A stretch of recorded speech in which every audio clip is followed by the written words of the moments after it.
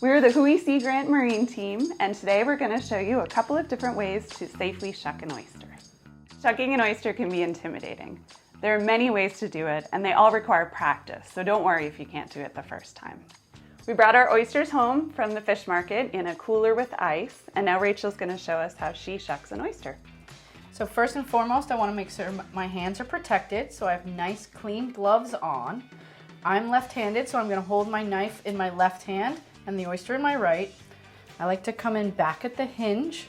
You want to come in, and it shouldn't be that difficult of a process. You should come in and wiggle until you feel the muscle release at the top. You'll feel it pop.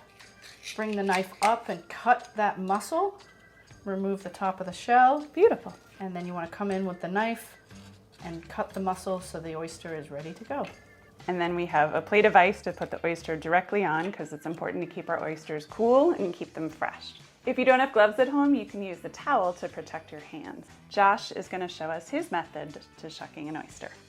Thanks.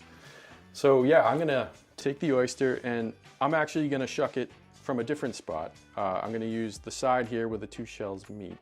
And one of the reasons for doing that is the muscle that you need to sever to open the oyster is right there. So I'm going to take the towel again as my hand protection. You just cradle the oyster itself in the towel, and then if there's any slips of the knife, it's caught by the towel itself. I'm going to hold that oyster tight, and I like to choke up on the knife a little bit, so to speak. I feel like I have more control when I hold it much further up. So then you just sort of wiggle the knife here in from the side until again you get the knife to go in, and then the muscle you need to cut is right there. So you just sort of continue to wiggle that knife, and then you can remove that top shell and then take care of the muscle connection on the underside, and then you have a shucked oyster.